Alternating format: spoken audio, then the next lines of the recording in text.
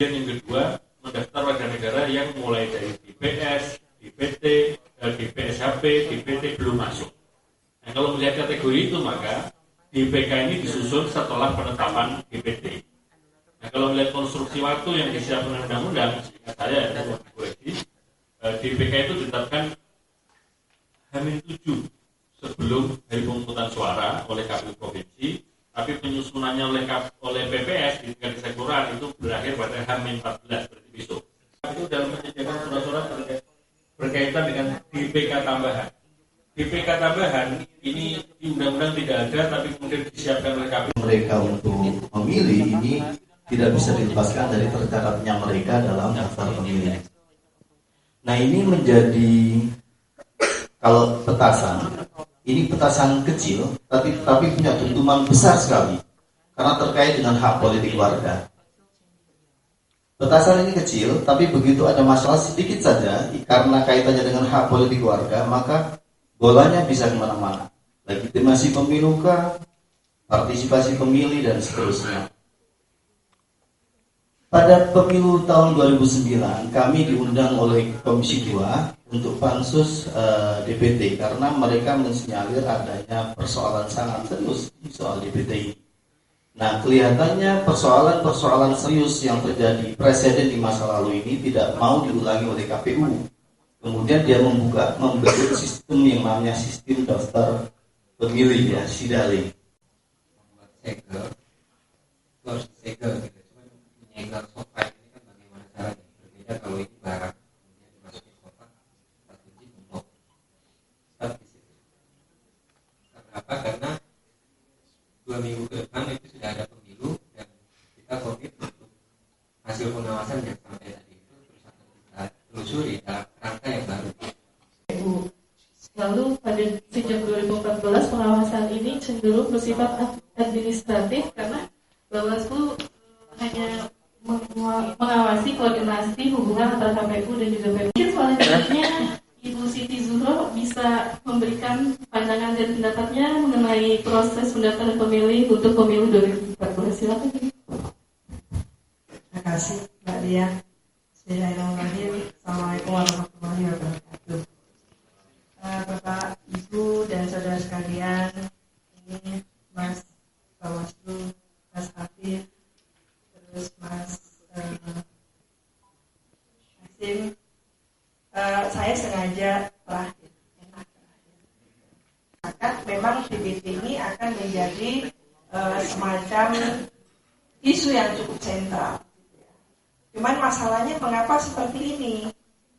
Apakah pemilu 2014 ini bisa mengakhiri permasalahan yang senantiasa muncul? Padahal pilkada kita itu sudah 1024 pilkada. Mestinya, gitu ya.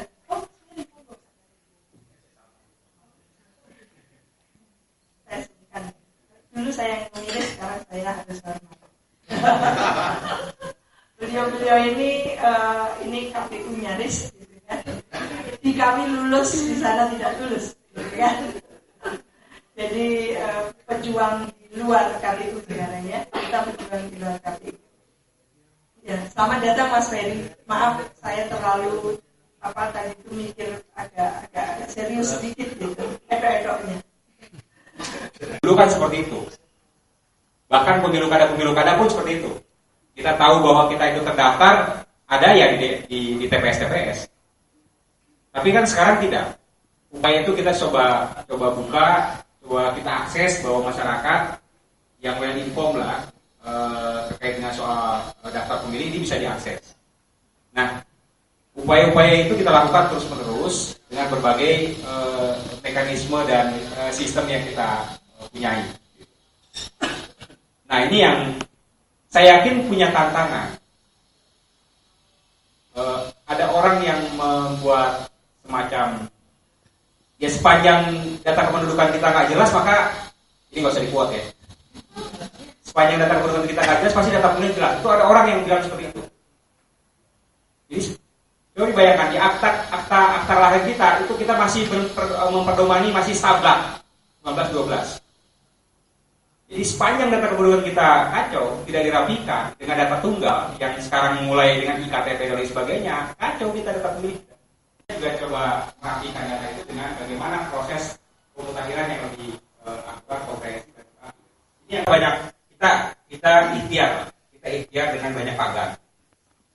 Ada aktivitas kita berikan kepada saksi, ada proses scan, ada hologram, ada macam-macam lah yang kita pagari ya, supaya tidak ada manipulasi data yang ada. Ini yang upaya-upaya terus kita lakukan kepada publik supaya kualitas hilir hulu ini betul-betul baik sehingga hilirnya juga nanti baik.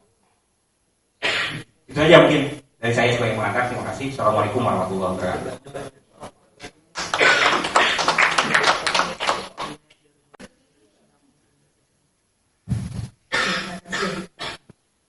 Jadi suara dari KPU tadi lantang sekali, cukup vokal. Kita mengapresiasi KPU yang kali ini bukan KPU dulu.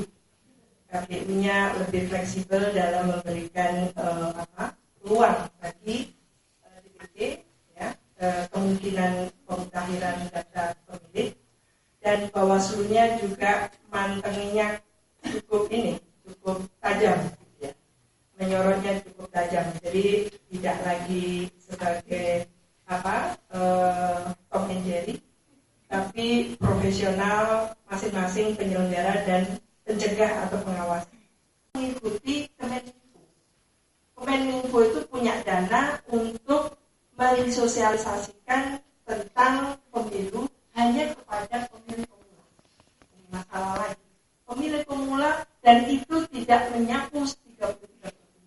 Hanya mungkin sekitar 70%. Saya kebetulan sudah ke sejumlah daerah, kabupaten, kota, provinsi ya. Jadi apa yang saya tangkap adalah saya cuma menghadapi orang sekitar 350, 400 seperti itu. Untuk pemilu luar negeri memang belum banyak terekspos gitu ya. Di beberapa baik itu di ranah KPU, Bawaslu, saya kira ini memang sangat kurang gitu. Kalau kita melihat dari DPT yang ada gitu, sekarang kalau nggak salah ini Pak, kalau saya nggak salah kutip, itu mengalami peningkatan sekitar 15.000 pemilih. Yang dulu itu ada 2.010.000 sekian, ya sekarang tambah 2.025.000 sekian. Kabar gitu. Terus kemudian saya juga mencatat, nah ini lagi saya coba mengomentari tentang 3 sistem yang ada di luar negeri itu. Misalkan data langsung ke TPSLN, kemudian pos, drop and block gitu. Nah saya kira ini juga PPLN, saya kira juga kurang maksimal juga dalam membagi ini gitu. Mereka bisa dikatakan malas bekerja gitu. Saya punya catatan, misalkan di Johor Bahru, dari 327.000 pemilih DPT yang ada di sana, itu 10.000 itu ditargetkan memilih di TPS. Yang Pak, yang Ibu